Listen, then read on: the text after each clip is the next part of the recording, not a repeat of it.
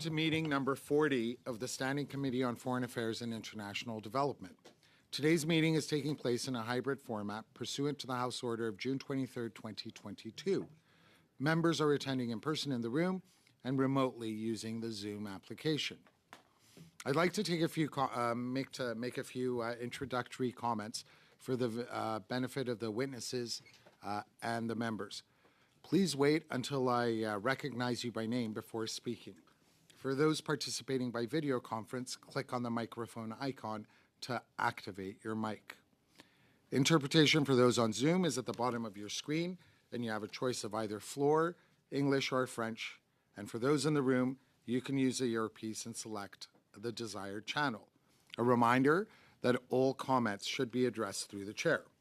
Now, pursuant to the order of reference of Wednesday, June 1st, 2022, the committee resumes consideration of Bill S-211, an act to enact the Fighting Against Forced Labor and Child Labor in Supply Chains Act and to amend the Customs Tariff Act. It is now my pleasure to welcome officials who will be supporting this consideration of clause by clause of Bill S-211. From Canada Border Services Agency, we have Janine Harker, who is the Director of Commercial and Trade Policy.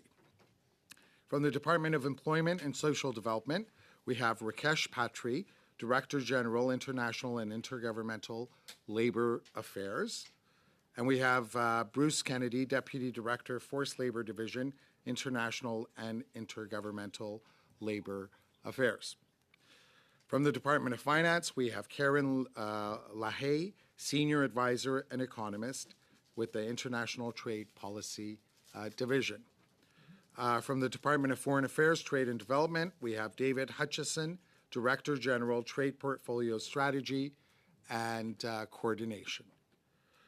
From the Department of Public Safety and Emergency Preparedness, we have Cynthia Rabaza, the Director of Serious and Organized Crime Policy, who's here with us by video conference. And from the Department of Public Works and Governmental Services, we have Ricardo Suwane, Associate Director, Strategic Policy Sector, Procurement Branch. We have Levent Azmutlu, Director General, Strategic Policy Sector from the Procurement Branch. And we also have Laura Unit, Acting Manager, Strategic Policy Sector, Procurement Branch. Thank you all for being here to assist the members. Now, I'd like to provide members of the committee with some instructions and a few comments on how the committee will proceed with the clause-by-clause consideration of Bill S-211. As the name indicates, this is an examination of all the clauses in the order in which they appear in the bill. I will call each clause successively, and each clause is subject to debate and a vote. If there are amendments to the clause in question, I will recognize the member proposing it, who may explain it further. The amendment will then be open for debate. When no further members wish to intervene, the amendment will be voted on. Amendments will be considered in the order in which they appear in the bill or in the package each member received from the clerk. Members should note that amendments must be submitted in writing to the clerk of the committee. I will go slowly to allow all members to follow the proceedings properly. Amendments have been given an alphanumeric number in the top right corner to indicate which party submitted them. There is no need for a seconder to move an amendment. Once moved, you will need unanimous consent to withdraw it. During debate on an amendment, members are permitted to move sub-amendments. These sub-amendments must be submitted in writing. They do not require the approval of the mover of the amendment. Only one sub-amendment may be considered at a time, and that sub-amendment cannot be amended. When a sub-amendment is moved to an amendment, it is voted on first. Then another sub-amendment may be moved, or the committee may consider the main amendment and vote on it. Finally, once every clause has been voted on, the committee will vote on the title and the bill itself, and an order to reprint the bill may be required if amendments are adopted, so that the House has a proper copy for use at report stage. Finally, the committee will have to order the chair to report the bill to the House. That report contains only the text of any adopted amendments as well as an indication of any deleted clauses. Now, pursuant to Standing Order 75-1, consideration of Clause 1 and of the preamble are postponed. So we now proceed to Clause 2. Now, I understand we have an amendment by Ms. McPherson. Yes, thank you, Mr. Chair. And I do want to thank all of the witnesses for being here today and looking at this very important legislation with us. I also want to, of course, thank the Senator and all those members of the House of Commons who put this legislation together. It is fundamental that we have good due diligence legislation in this country.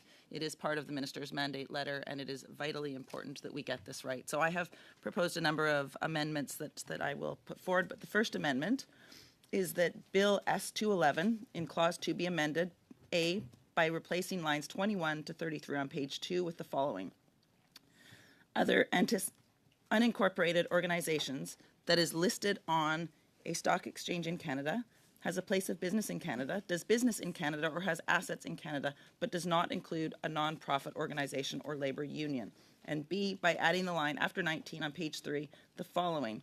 Supply chain in respect of an entity includes any individual, entity, or organization with which the entity has a relationship that is directly linked to its operations, products, or services.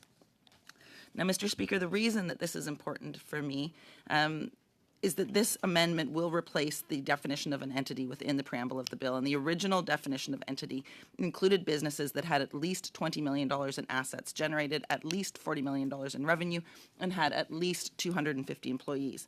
This amendment makes this bill applicable to all for-profit companies in Canada. It also adds a definition of supply chain to the preamble. And these changes, once combined with my other amendments, would have far more impact in making all companies do their due diligence with regards to supply chains.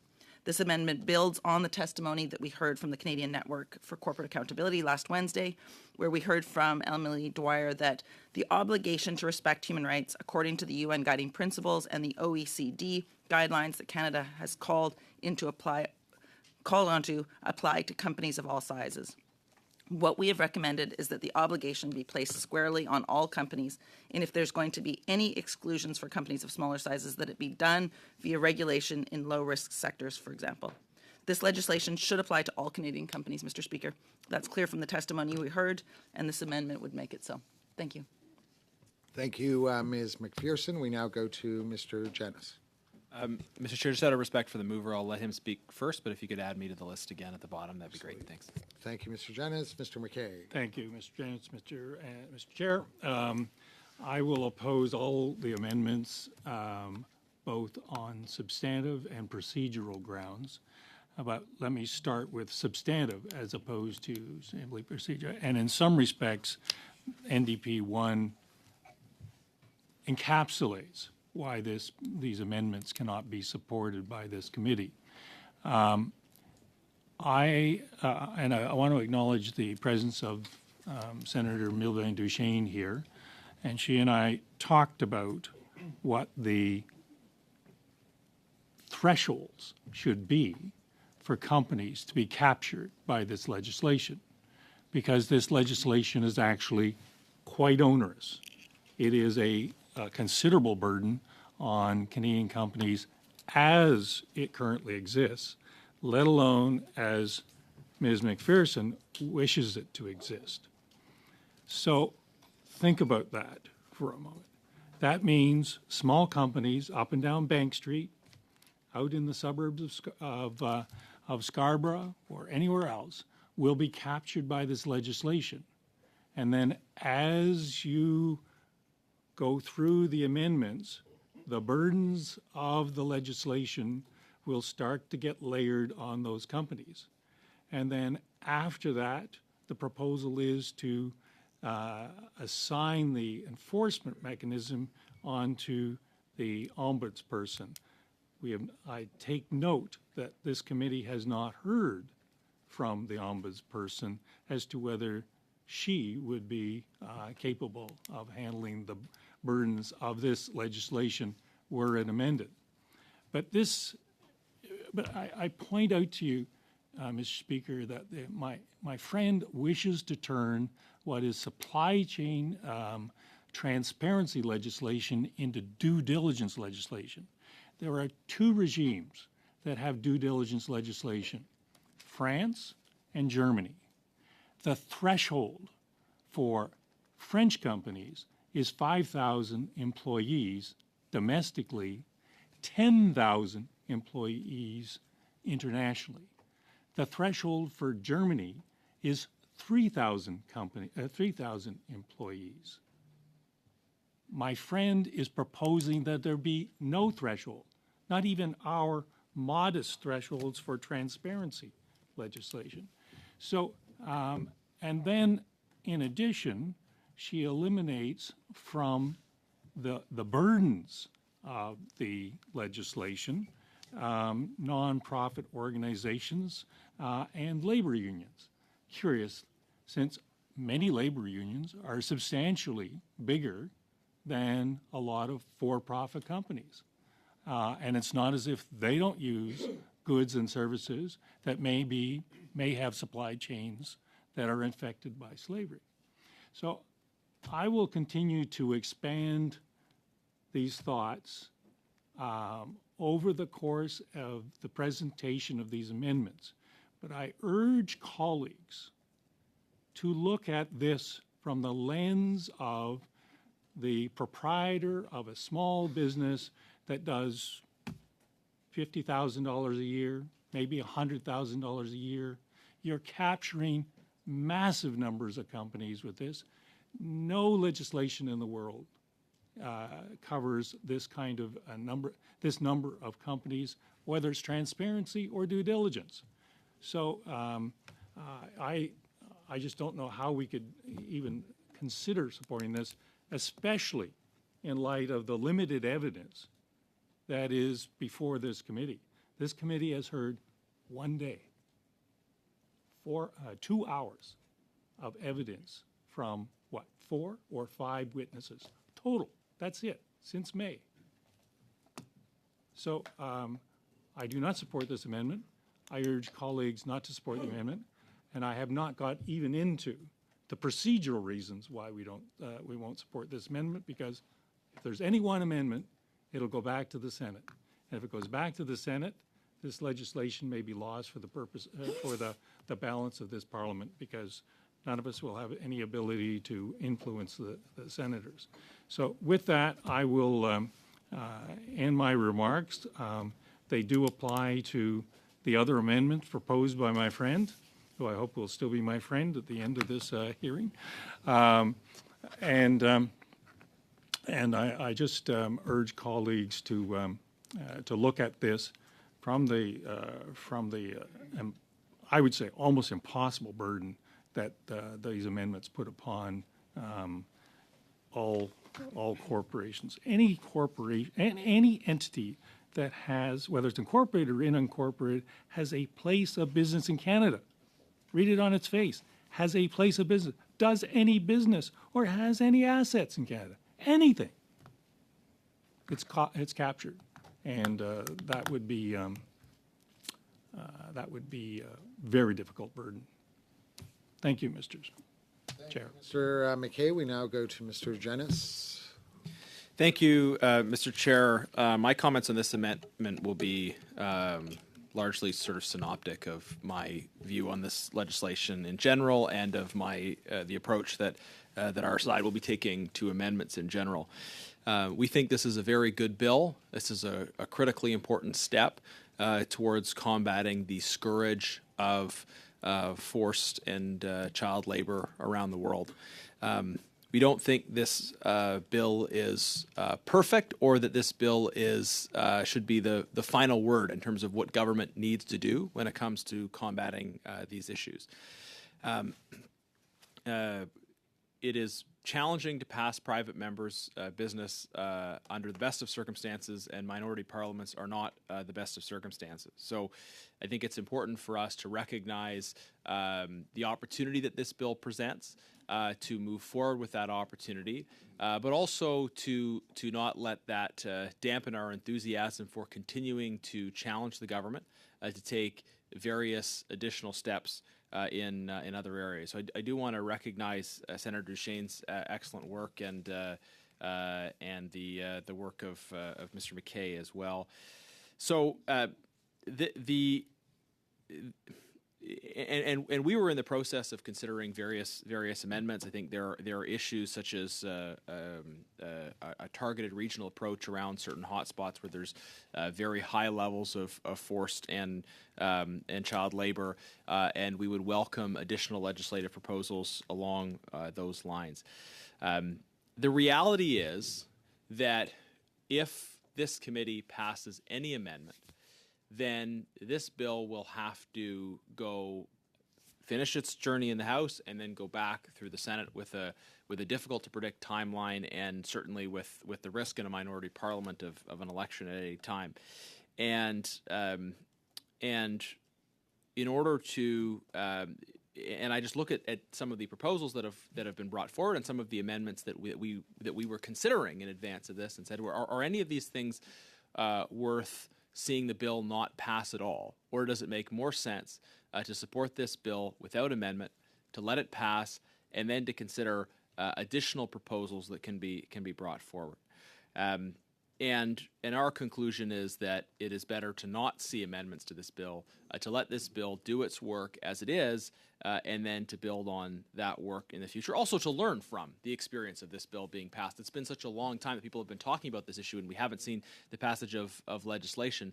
So let's let this bill pass, and then it will allow us to get a sense of how the revised system is working and propose additional changes. And one thing I'll say about process is, I would have liked that for this committee to begin the process of studying this legislation much earlier, to hear from more witnesses, and we might have been in a better position to consider amendments if a few months ago we had the benefit of more witness testimony, could consider those, and would have a little bit more sort of available runway left. Generally, it is the practice of parliamentary committees to prioritize legislation once it is received, because legislation is where the committee exercises its hard power. And yet we are, with this bill, almost at the point of the full 60 sitting days having run out between the time that we received this from the House and it being automatically reported back. So I think the right thing to do now, under the circumstances that we are in, is to pass this bill without amendment. But I do hope in future we'll take into consideration the value of prioritizing legislation, and if we see further legislation at this committee, that will move forward more quickly with the legislation that comes to us. Nothing in this bill merits this bill being stopped. The bill needs to pass, and then we can continue the work after that to do more. So on that basis, we'll be opposing this and other amendments and supporting this legislation, hoping that it passes into law as soon as possible. Thank you, Mr. Jennis. We now go to Ms. McPherson. Thank you, Mr. Chair, and I would like to thank my colleagues for their comments today. I have a little bit of a rebuttal that I'd like to do. First of all, I would like to assure Mr. McKay that we will still be friends at the end of this meeting. I can guarantee. But there is a problem here. You know, we have obligations as legislators to pass the strongest legislation that we possibly can, to fix legislation. So to say that we can't amend legislation because it will make it too tricky is abdicating on our obligations as legislators.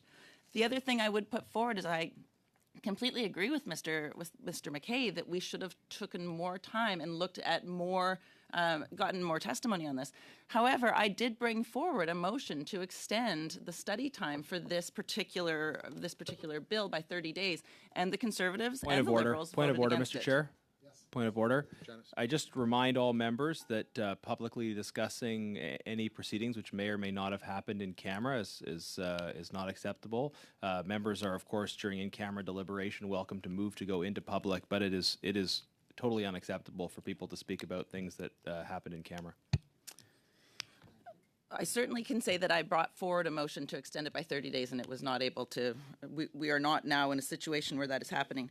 One other thing I would also point out is that we did point of not order, Mr. actually Chair. talk about this. As I recall, the member gave notice of motion at a public meeting with respect to an extension, and that is the extent of what happened in public. I don't have any problem telling the public that I personally am opposed to extending the time this bill is before committee and delaying it further. But it is not acceptable for a member to speak about in-camera proceedings, period. To the I can say extent that- sorry. I understand, yes, the member has not done so. She was actually talking about the notice, which you concede was done in public. She started to talk about how people voted, Mr. Chair. So I would also like to bring up, Mr. Chair, the fact that the reason that we couldn't look at this legislation was because our committee was completely filibustered in the spring. We were not able to do the job of this committee. So there is a reason for us to be going through this legislation. This is vital. This is vitally important legislation. And that's the procedural side of it. To respond to my friend, Mr. McKay, with regards to the content of this legislation, I don't understand how using slave labor, forced labor, for any size of corporation is acceptable. I don't understand how it is that we can look at companies regardless of size and say, you know what, you're just small enough that it's okay for you to use forced labor. So there is all kinds of ways that we can ensure through policy and through regulation that small organizations, small companies that are not impacted by this legislation won't suffer for this. But we can hold a light up to those companies that are working with people in Xinjiang, that are bringing in products that have been made by slave labor. And as legislators, we have an obligation to do that. Thank you, Mr. Chair. Thank you, Ms. McPherson. We now go to Mr. Bergeron. Merci, Monsieur le Président. Thank you, Mr. Chairman. I will try to be brief. I would simply like to say at the outset that it seems that it's inadmissible to be told by colleagues that we shouldn't be bringing forward amendments for the simple reason that this bill must be adopted as quickly as possible.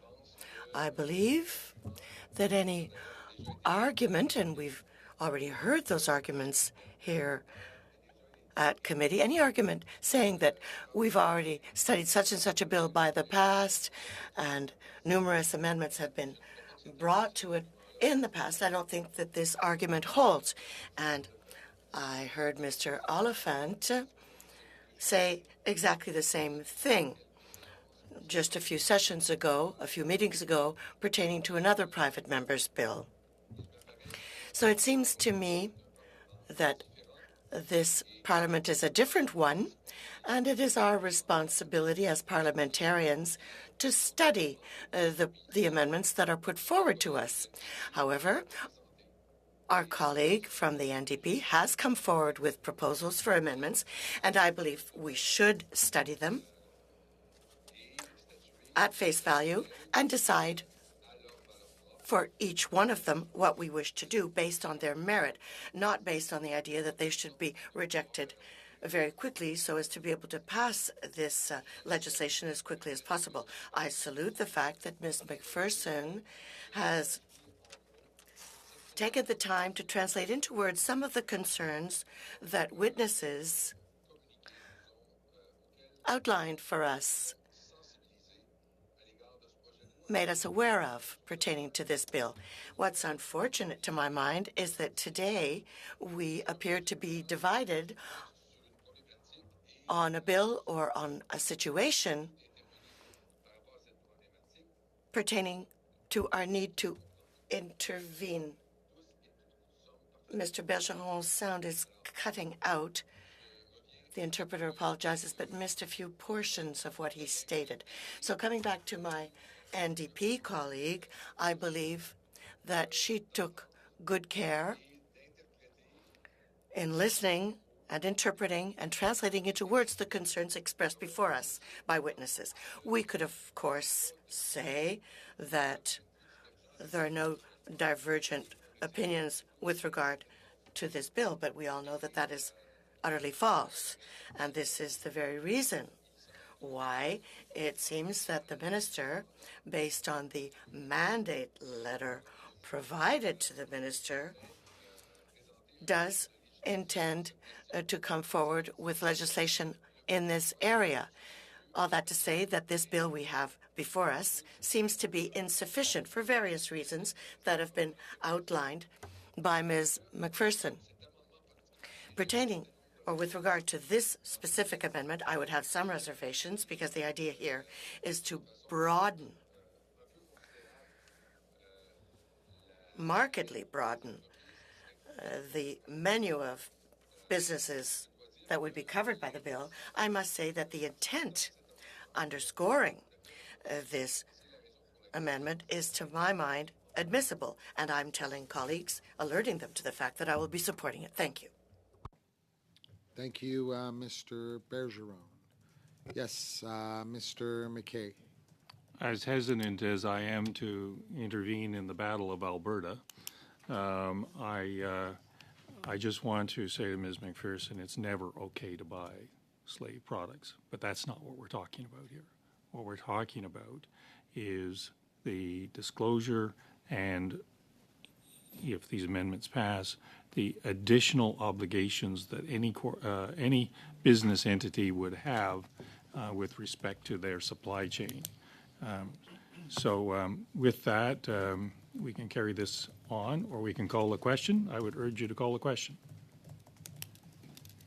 Mr. McKay. So shall NDP number 1 amendment carry?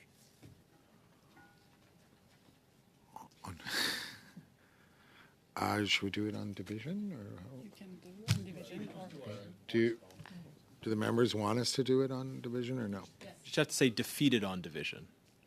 Yeah. So yes, can we do it? it's either defeated on division. I would like a recorded division. Thank you, Mr. Chair. So the vote is on NDP 1. Madame Bendayan? No. Mr. McKay? No. Mr. Sidhu? No. Mr. Sarai? Nope. Mr. Zuberi? No. Mr. Shields? No. Mr. Epp? Nope. Mr. Janis? No. Mr. Leipert? No. Monsieur Bergeron? Oui. Ms. McPherson? Yes. 2 yeas, 9 nays. Defeated. Thank you very much. So now we go to clause 3. No, we are. Clause 2 carried. Thank you. So we now proceed to clause 3. Clause 3. Clause 2 was carried. Shall clause 3 carry? Monsieur le Président, point d'ordre. Point of order, Mr. Chairman? Am I to understand that Clause 2 was adopted on division? Carried. Yes, it was carried. Mr. Bergeron? Oui, j'ai bien compris qu'il a été adopté. Yes, I understood that it was carried. My question was it carried unanimously or on division? To be on division? Mr. Bergeron? Monsieur le Président, c'était Mr. Chairman, it was a question and not an interpretation. Once again, Mr. Bergeron's sound appears to be cutting out.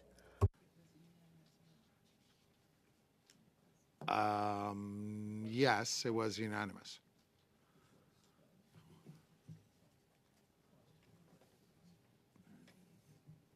Is that okay, Mr. Bergeron? Can we go to clause 3?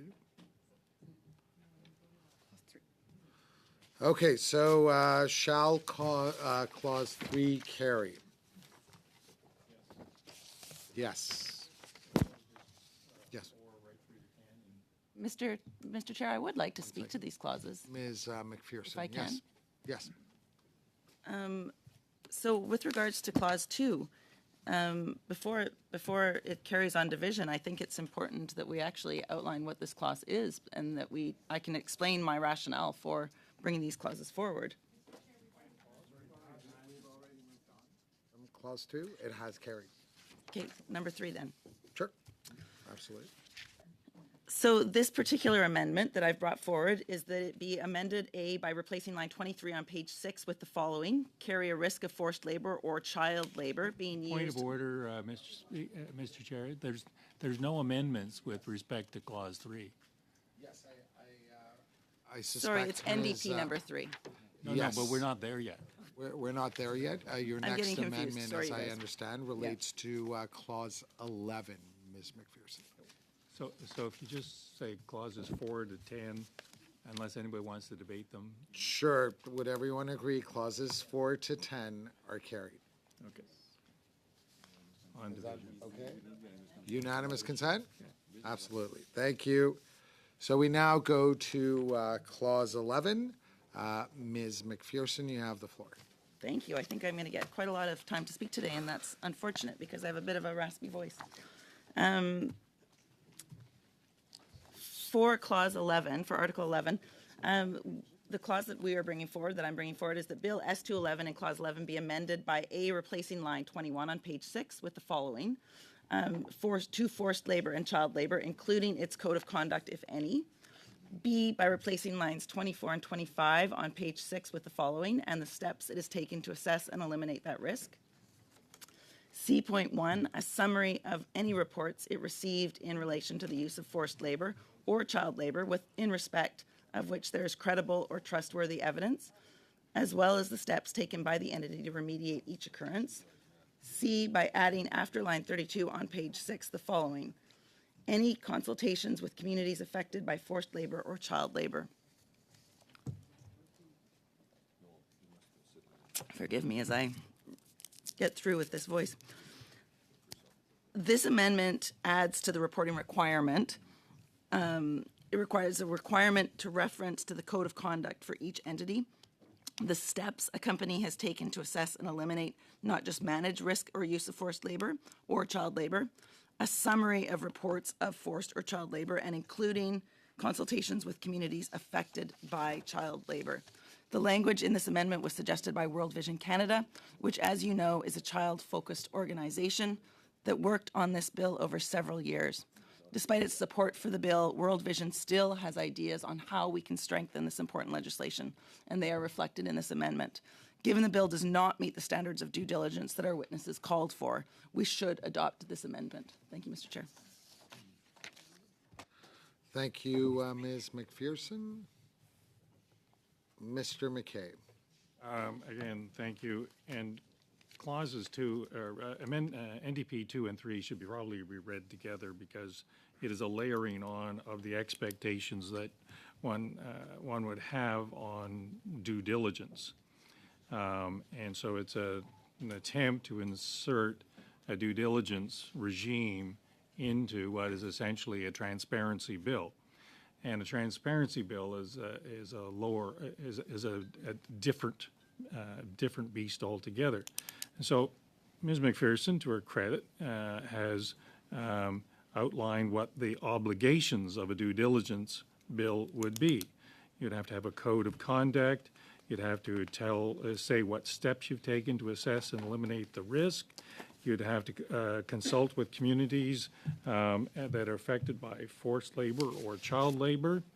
And then you just carry on with your other consultations with third parties, consultations with stakeholders, what you've done to prevent and mitigate the risk of forced labor. And then and now I'm on to 3, any other risks relating to human rights.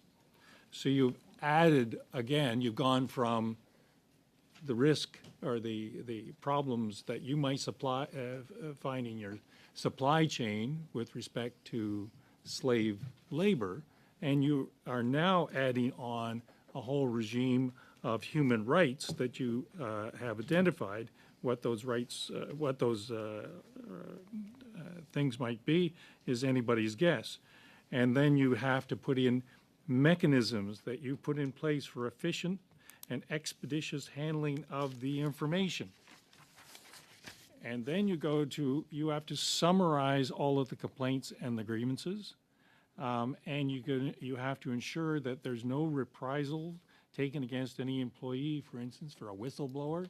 And then at the end, you include it in the outcomes of the due diligence process, relevant key performance indicators, and if necessary. Even on the threshold that's established in this bill and that's just been passed by this committee, this is an enormous obligation of due diligence. And as I said in earlier remarks, the only two countries that have adopted this style of legislation have been Germany, with a threshold of 3,000 employees, France, with a threshold of 5,000 employees domestically, and 10,000 internationally. In the perfect world, these are not unsupportable obligations, but there is, we live in a reality where a company that's got 40 million in sales and 20 million in assets can't possibly meet the obligations that Ms. McPherson and her colleagues are proposing. So I again urge defeat for NDP 2, and I'm assuming they'll defer to Legislative Council if NDP 2 is defeated, NDP 3 may be defeated. And just to end on the note of World Vision, of course, World Vision has been at this for quite a number of years, more years than I've been at it. I've been at it for 4 years now. And they support the legislation moving forward as is. They have come to the reality that this is a good piece of legislation that will move us forward in the space, and that it will start to address what is an odious scourge on our business climate here in Canada. So with that, Mr. Speaker, I think, Mr. Chair, I just promoted you. I'm sure you appreciated that. Thank you, Mr. Chair. Thank you very much, Mr. McKay. If I could just ask that we actually do deal with these two clauses by the NDP distinctly. The reason being that it appears the first amendment, NDP 2, appears to be within the scope of the legislation or what you have proposed, whereas number 3 on its face appears to be beyond the scope. So if members could just treat them separately, I'd be grateful. Yes, Ms. McPherson. Thank you very much. And again, I am playing the role, I guess, of calling out some of the past actions on this committee. You know, we have heard from the Liberals that there is going to be due diligence legislation coming forward. It was certainly in the mandate letter for the minister. But we asked the minister to come to this committee and share with us that information, and the minister declined to join us. So we have no due diligence legislation being brought forward at this time. Now, I certainly hope that that is something that we're going to see very, very soon.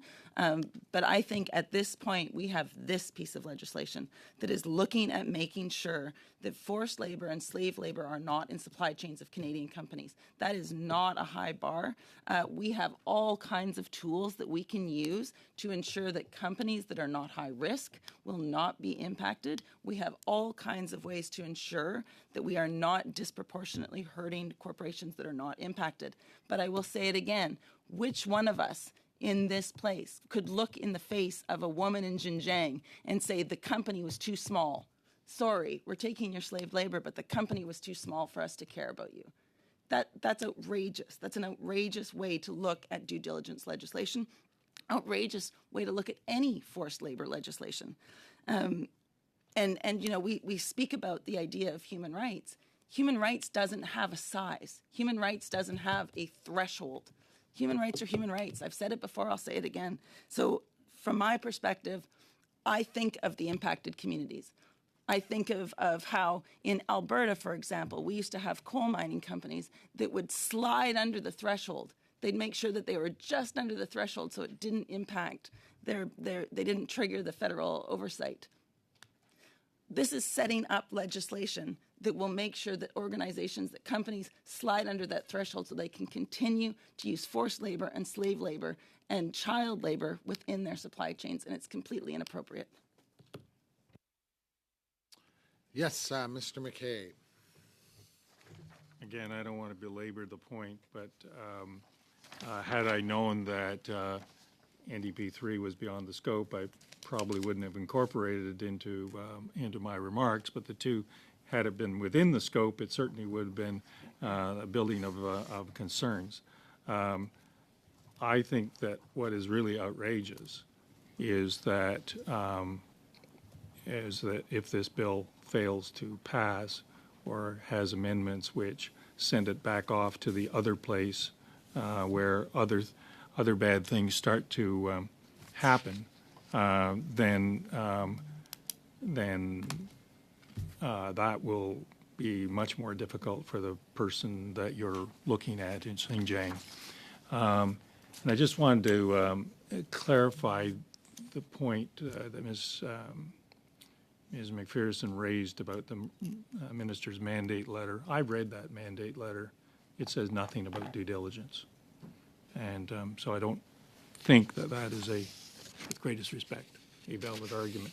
So with that, I will leave my comments there and again urge colleagues to defeat NDP 2. We now go to Mr. Epp. Thank you, Mr. Chair. Yeah, I've come into this process late, just joining the committee, and so the question I would have, in a perfect world, I understand the concerns about not capturing everyone. Then I fail to understand why the unions would not be captured. And so that's what I'm trying to understand. I think Mr. McKay alluded to this in his opening comments, his earlier comments. So if someone could catch me up fairly quickly, why the desire would be to have all small businesses captured but not unions, I would be enlightened. So should I go to Mr. Bergeron first and then for an answer to that? Yes, Ms. McPherson. Why don't you go to Mr. Bergeron first, because his hand was up first, and I'll respond to in case he has questions as well. Mr. Bergeron, the floor is yours. Oh, Monsieur le Président. Mr. Chairman, once again, I wish to contest this argument according to which we should reject the amendment proposals put forward by our colleague simply for the reason that we should avoid having this bill go back to the Senate. This is an argument that is completely inadmissible to my mind, and I would like us to be able to discuss the proposed amendments put forward by the NDP colleague here on the basis of their own merit and not on the basis of tactical considerations that have no place in this discussion underway. So I'll repeat myself. The merit of the proposal made by our NDP colleague is to put into words some of the concerns that were outlined before us, so we can set these concerns aside. And once again, I understand that the government is not ignoring them because the minister is he himself planning on coming forward with his own bill, given that this one doesn't go far enough. So, as I stated, we can set that aside. But I think we have to salute the fact that Ms. McPherson has made the effort to put into words some of these concerns. So I'm announcing that once again I will be voting in favor of this amendment proposal, Mr. Chairman. Thank you, Mr. Bergeron. We now go to Ms. McPherson. Mr. Chair, there's a couple things. First of all, with regards to the unions, we defeated Clause 1. This committee defeated Clause 1, so it's actually not relevant any longer. That was taken out. But with regards to why it was there, it was based on some legislation that I've written previously, some private members' legislation on the core ombudsperson, and it is an indication that for many of the unions, if not all of the unions in Canada, there is due diligence within their own frameworks. They already go much further than other organizations go, and most of them, not all of them, but most of them are low risk at this point. Thank you, Ms. McPherson. Now, are there any other interventions on Clause 2 of the NDP? Madam Clerk, if we could determine if NDP Amendment 2 carries on recorded division. Recorded division, Heather? Do you want one? I guess we can just do the same thing as Same before, thing. right? Yeah, we know what the vote's going to be. That we can just Defeated on division? apply from the first vote. Okay. Yep. So, NDP Amendment number 2 is defeated.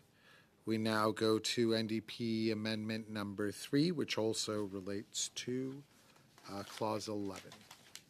Ms. McPherson. Thank you, Mr. Chair. Point of order, Mr. Chair. You indicated that this was out of scope. Sorry. Well, I just I'll want to let- know if she agrees that it's beyond the scope. Well, it doesn't matter whether she agrees or not. It's a decision of the legislative clerk.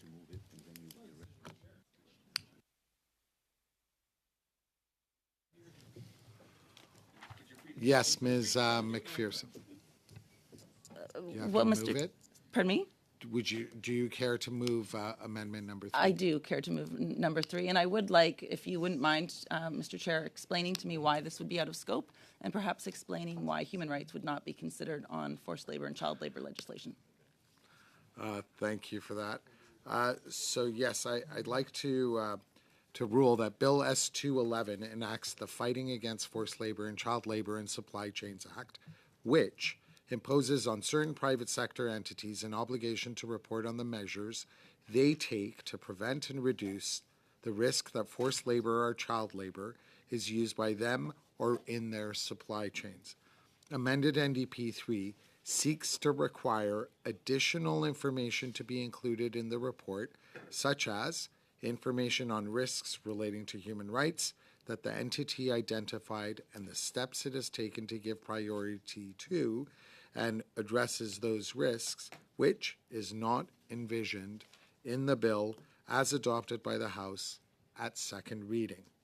As House of Commons Procedure and Practice, 3rd edition, states on page 770, an amendment to, and quote unquote, an amendment to a bill that was referred to committee after second reading is out of order if it is beyond the scope and principle of the bill. So therefore, in my opinion, it is beyond the scope. Yes. So, Mr. Chair, what we're talking about here is forced labor and child labor. That is human rights. Those are human rights. Those are fundamental human rights, in fact. So at that... And as you're fully aware, you're not to debate this. You can challenge. I am going to challenge. Thank you, Mr. Chair. Absolutely. Okay. I would like to challenge, just because I do believe that this ultimately is a bill about human rights. It is our obligation as legislators to provide protection for people who are suffering under Canadian companies' actions, and we have that obligation to fix this legislation. Also are required to follow procedures, Ms. McPherson. But I would like a recorded vote, please. Mr. Chair, I apologize. I'm just wondering if it would be possible to hear from the analysts before we move to a vote on this. Is there anything that you would like to add? It's not a debatable motion. You're either it's up The or it's vote down. is on shall the decision be sustained? That's right. Madame Bendayan. Oui. Mr. McKay. Yes. Mr. Sidhu. Yes. Mr. Sarai. Yes. Mr. Suberi. Yes. Mr. Jennis. Yes. Mr. Shields. Yes. Mr. Epp. Yes. Mr. Lippert. Yes. Monsieur Bergeron. Non. Ms. McPherson. No. Yeas 9, nays 2. So your decision is sustained. Thank you very much. Do we go to NDP 3 again?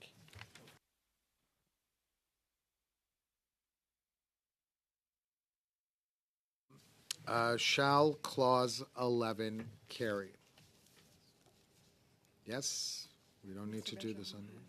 Yes, sorry, Mr. Bergeron, please. Sur division.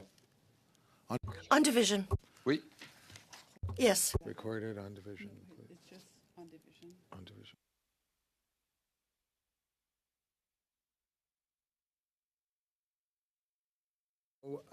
We proceed to clause 12 and 13. Shall clause 11 and 13 carry? 11, 12, and 13 carry? Sorry, 12 and 13 carry. My apologies. 12 and 13, shall it carry? Thank you. So we now proceed to clause number 14. Ms. McPherson, I understand you have an amendment. Thank you, Mr. Chair, and indeed I do. Excuse me, the amendment that we will be putting forward for clause 14 is that it be amended by replacing lines 9 and 10 on page 8 with the following. The minister must designate the ombudsperson and may designate any other person or class of person for the purposes of administration and enforce. B, by adding after line 11 on page 8 the following. In this part, ombudsperson means the Canadian Ombudsperson for Responsible Enterprise appointed under Order in Council PC 2019-1323 of September 6, 2019. Mr. Chair, you won't be surprised to hear me talking about using the ombudsperson in a more effective manner. I have been somebody who's spoken very long and for a very long time about the failure of our ombudsperson to be able to do the job that we have tasked her to do. We were promised an ombudsperson in 2018, and when the ombudsperson was actually put in place, all ability of the ombudsperson to hear testimony, to compel testimony and witness was stripped from that position. There's very little rationale for that, but I would just say that this amendment makes the minister's designated person for the administration and enforcement of the bill of the Canadian Ombudsperson for Responsible Enterprise. This position already exists, and that needs strengthening. This bill should fall under that purview. Thank you, Mr. Chair. Very much. Yes, Mr. McKay. There are days that I actually agree with Ms. McPherson, but today is not one of them. I've already made the argument about sending this bill off to the other place, which Mr. Bergeron doesn't particularly appreciate. Though I am faintly surprised that Mr. Bergeron has now become a defender of the Senate. It is a significant change in the way in which this bill is envisioned to have the ombudsperson, in effect, the administrator of the bill. In spite of the fact that I'm a huge admirer, and I think she does a terrific job, we've actually heard no evidence that she would be able or willing to take on this process.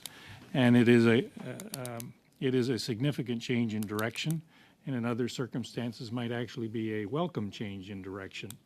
But without some real in-depth thought as to how to execute on the administration of this bill, should it pass, I would oppose the ombudsperson. I oppose this NDP 4. Mr. Bergeron, do you have your hand up? Absolument, Monsieur le Président. Absolutely, Mr. Chairman. First of all, since Mr. McKay seems to stubbornly refuse to understand my viewpoint, I'll re-explain. I haven't become a defender of the Senate.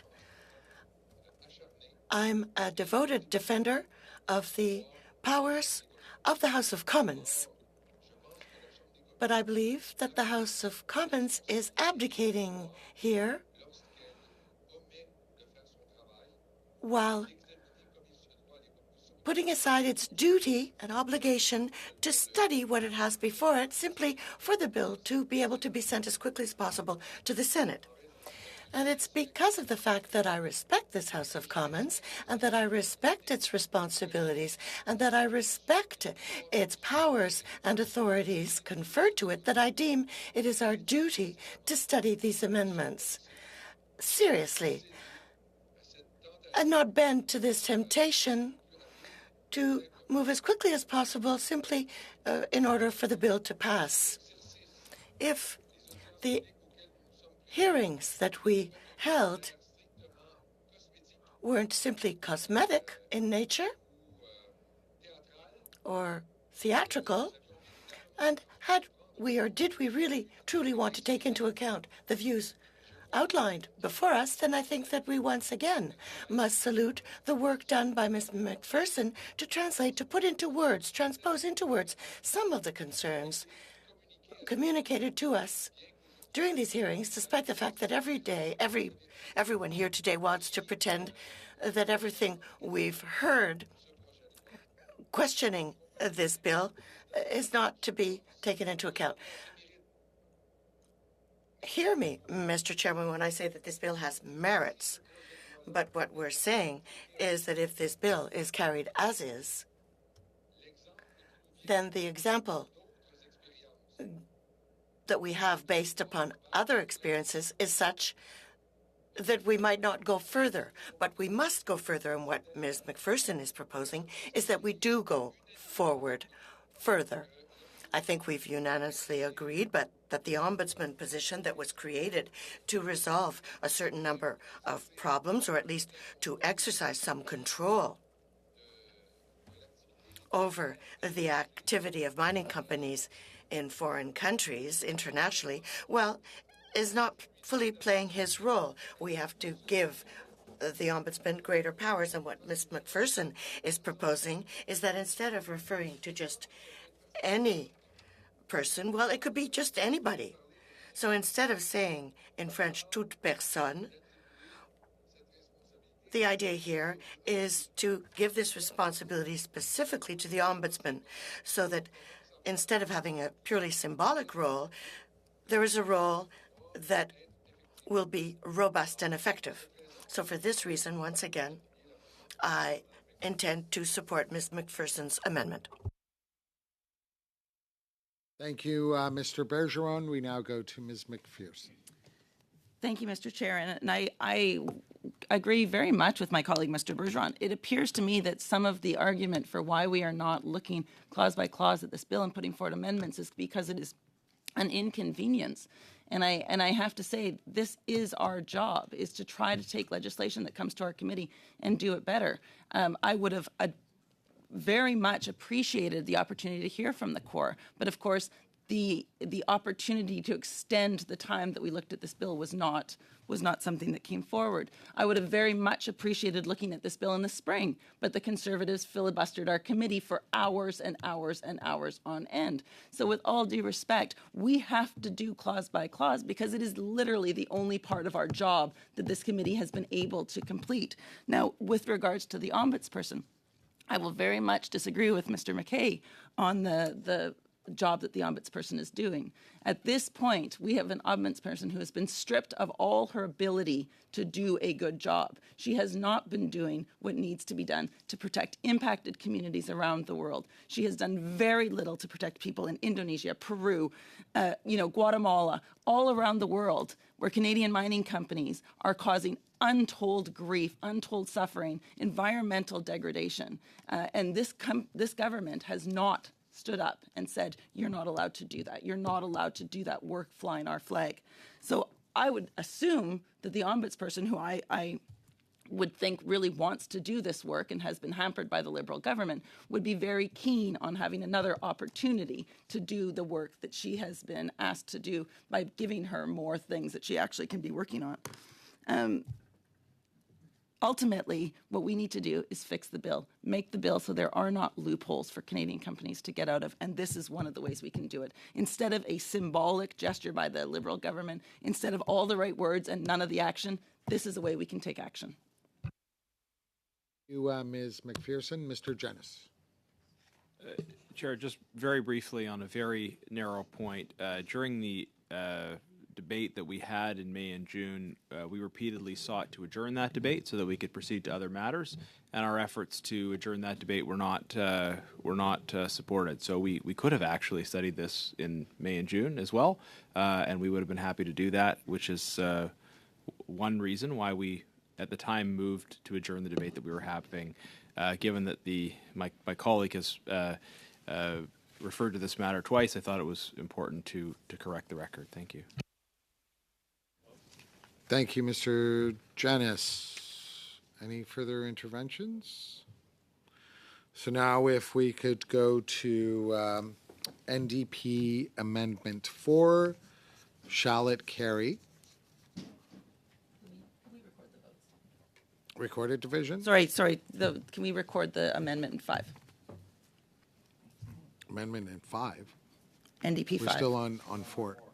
Sorry, NDP 4.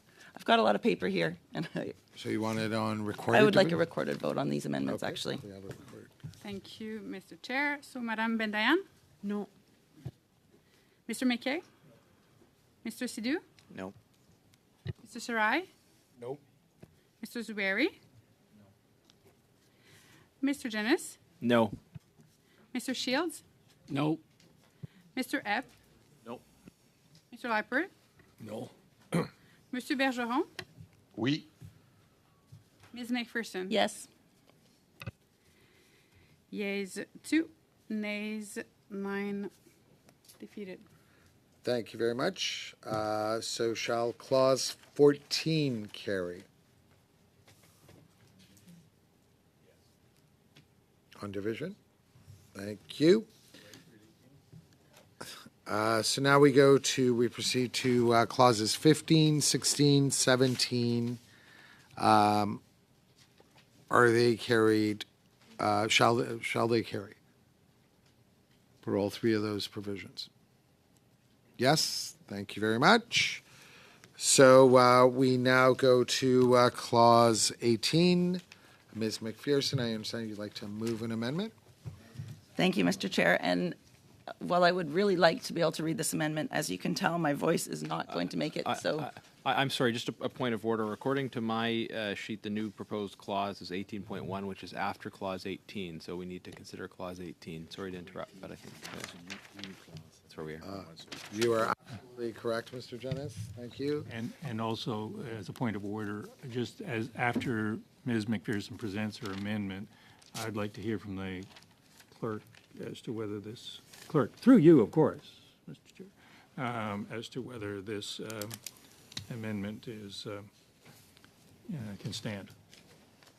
So if we could step back and do, shall clause 18 carry? Yes. Insofar as clause 18.1 is concerned, I'm not quite sure whether Ms. McPherson would like to move it, but it does appear that it is beyond the scope of this particular bill. Mr. Chair, could you explain your rationale for that, please? Absolutely. Bill S-211 enacts the Fighting Against Forced Labor and Child Labor in Supply Chains Act, which imposes on certain private sector entities an obligation to report on the measures they take to prevent and reduce the risk that forced labor or child labor is used by them or in their supply chains. It allows the minister to order an entity to comply with its reporting obligations based on information obtained through a search. Amendment NDP 5 seeks to add a mechanism for complaints and investigations regarding the use of forced labor or child labor in an entity's activities or supply chains, which is not envisioned in the bill as adopted by the House at second reading. Once again, as House of Commons Procedure and Practice, third edition, states specifically on page 770, an amendment to a bill that was referred to committee after second reading is out of order if it is beyond the scope and principle of the bill. So therefore, in my opinion, it is beyond the scope. Mr. Chair, may I comment on that? Absolutely. Would you like to, you can't I debate don't- it, but if you, would you like to challenge it? No, Mr. Chair, that's fine. Thank you. Thank you very much, Ms. McPherson.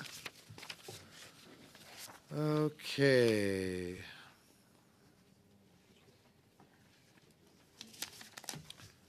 So do we have to still go through this? No.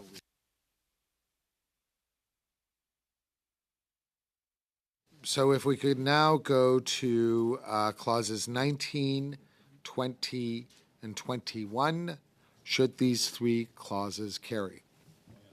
Yes. Point d'ordre, Monsieur le Président. Yes, Mr. Bergeron. Point of order, Mr. Chairman. Must we not deal with point 19.1 before moving on? It's not necessary, actually, because it was defeated. Because it's a new clause. Because it's a new clause. It's defeated, so.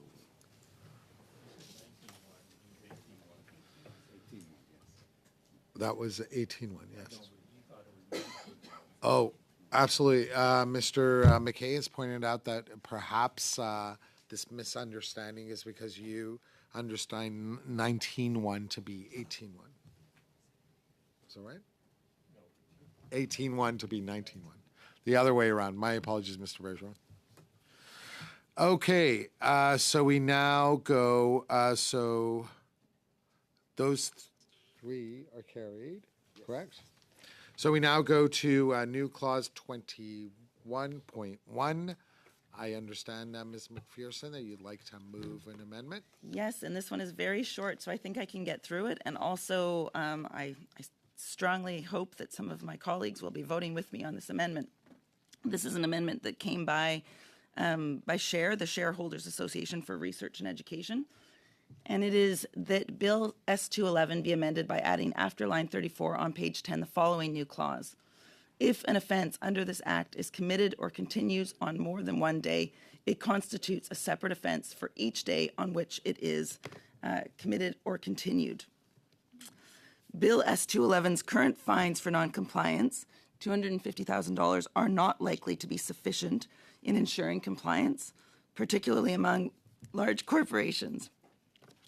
Therefore, this amendment ensures that fines will be made on a continuing basis, as is the case with the Extractive Sector Transparency Measures Act, a similar piece of reporting legislation. Thank you. Thank you very much, Ms. McPherson. Yes, Mr. McKay. As sympathetic as I might well be in ordinary circumstances to Ms. McPherson's amendment here, and disagreeing with my colleague from the bloc, though understanding what he's saying, I would urge colleagues to defeat this amendment, because if this amendment goes forward, the bill goes back to the Senate. I wish it was not true, but it's simple truth that any amendment will send the bill back to the Senate and put it at risk. Thank you, Mr. McKay. Ms. McPherson. Once again, I just have to say that we are not, this is not a thing that we should be taking so lightly. We should not be looking at the fact that we do our due diligence on legislation and thinking of it as an inconvenience. If this is amended, it will go back to the Senate. My goodness, the Senate has already moved it to us. I'm sure that they will look at this very common sense amendment. They will look at this being a very important way that we can strengthen this bill and bring it back to us. The fact of the matter is it minimizes our role as parliamentarians. It minimizes our role as committee members when we look at legislation and rubber stamp it because we're not interested in going through the trouble of fixing it because we're worried that our legislative calendar won't allow for it. It undermines my role as a parliamentarian and undermines the role of all of us as a parliamentarian when we don't look at legislation seriously and think about the process by which it comes forward. Thank you very much, Ms. McPherson. Not seeing any further interventions. Shall NDP Amendment Number 6 carry? Defeated on division. You want to record it? Okay, Why not? Record a vote. Thank you, Mr. Chair. So, Madame Bendayan? No. Mr. McKay? Mr. Sidhu? No. Mr. Sarai? Nope. Mr. Zuberi? No. Mr. Janis? No. Mr. Shields? No. Mr. Epp? No. Mr. Lippert? No. Monsieur Bergeron? Oui. Ms. McPherson? Yes. Yeas 2, nays 9. Thank you very much. So we now proceed to Clause 22. Shall Clause 22 carry? Yes, unanimously. We now go to Clause 23. I have an inkling that Ms. McPherson has an amendment. I do not, Mr. Or Chair, move it? unfortunately, Oh, you don't because wanna move- Clause 1 was defeated. Clause Oh, 7 okay. Or sorry, the Amendment 1 was defeated. Okay. So shall Clause 23 carry? Yes, excellent. Now, if we could go from clauses 24, 25, 26, 27, and 28. Should all those clauses carry? Yes, thank you very much, unanimously. Now, if we could go back to the preamble, shall the preamble carry? Yes, unanimously adopted. And shall the short title carry? Yes, unanimously. Thank you very much. So I believe we are done with. Don't we have to vote to send it back to the House? Oh, I would like to another vote on thing. that. My apologies. Shall the title carry? Title unanimously adopted. Shall the bill carry? Yes. Like a recorded division on that. On recorded division, Madam Clerk. Madame Bendayan? Oui. Mr. McKay? Mr. Sidhu? Yes. Mr. Sarai? Yes. Mr. Zuberi? Emphatic yes. Mr. Janis? Yes. Mr. Shields? Yes. Mr. Epp? Yes. Mr. Lippert? Yes. Monsieur Bergeron? Non. Ms. McPherson? No. Yeas 2, nays 9. Bill carries. Yeas 9, nays 2. Correct. Yes. Thank you. Thank you for the clarification. Now, shall the chair report the bill to the House? Recorded division, please. No, You don't want it? Okay. I'm mad. Madam Clerk, can we have a recorded division? Thank you, Mr. Chair. So, Madame Bendayan? Oui. So we don't need to go through. Mr. McKay? Yes. Mr. Sidhu? Yes. Mr. Sarai? Yes. Mr. Zuberi? Emphatic yes. Mr. Janis? Yes. Mr. Shields? Yes. Mr. Epp? Yes. Mr. Lippert? Yes. Monsieur Bergeron? Oui.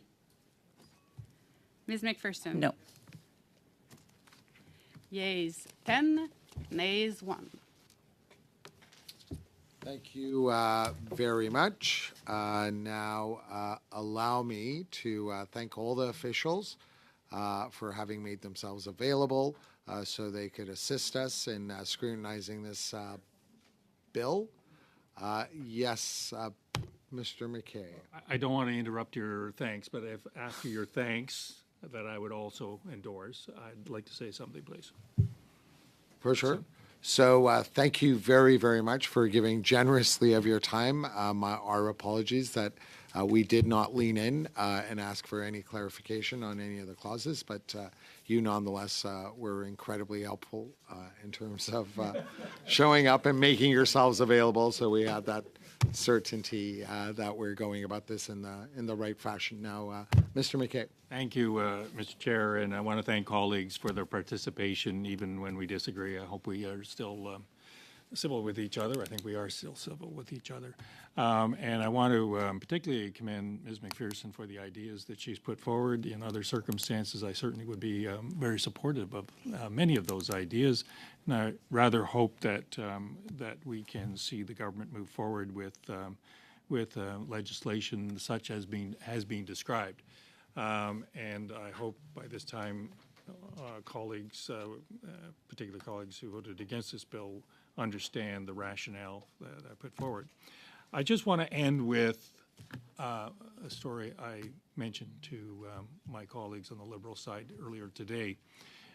Those of you who know me know that I'm a big fan of William Wilberforce.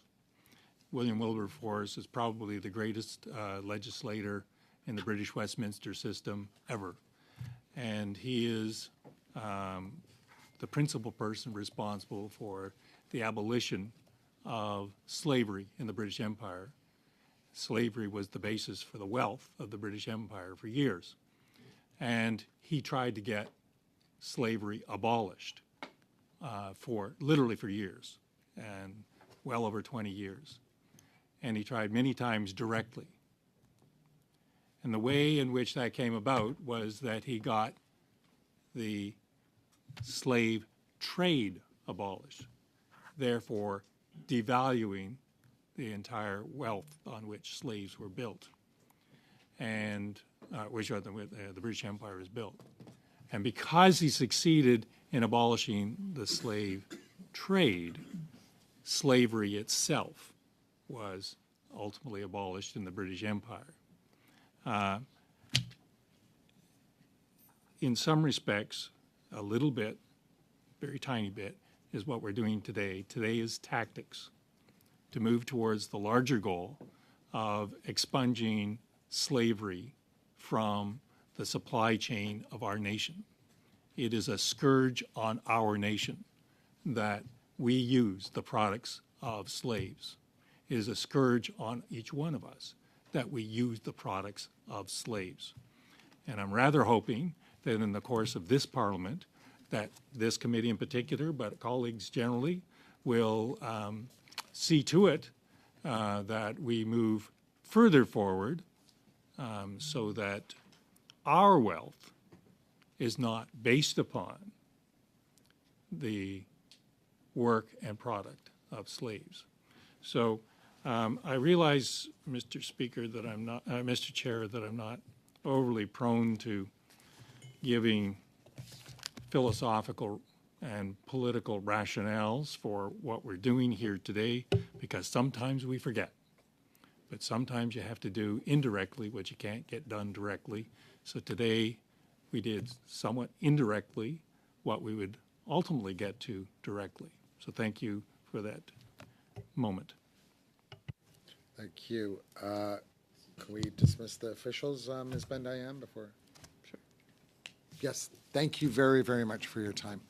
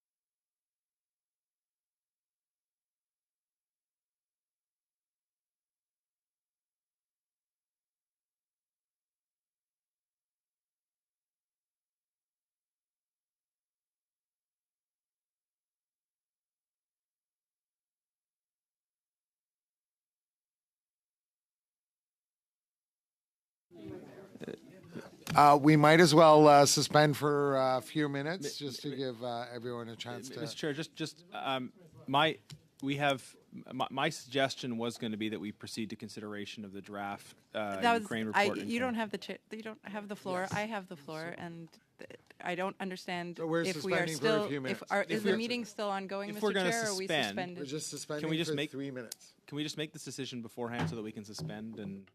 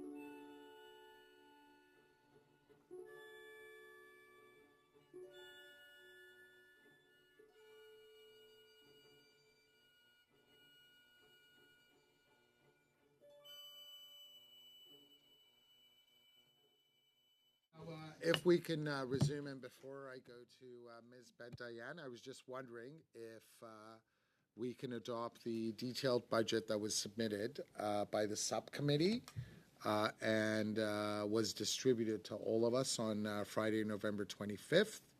Is it the will of the committee to adopt that budget? Yes, unanimously adopted. Thank you. Now we will go to Ms. Bentayan. Thank you, Mr. Chair. For some time now, I have wanted to move that the committee proceed to consideration of the draft report on Ukraine. I think it is very important that we get it back to the House. Given the time, I do think it's important that we do this notwithstanding, but I understand also that we would have to move in camera and that takes several minutes, and now we are at 5:08. So I wonder if you could advise us, Mr. Chair, if it is possible to begin the study of that report today. That would certainly be my hope and our hope on this side. The will of the committee? Yes, it's going to leave us maybe 20 minutes, but I think 20. How long does it take for us to go in I think camera? 3 minutes? 5. With, Is everyone okay? Okay. Mr. Chair. So we will suspend for 5 minutes.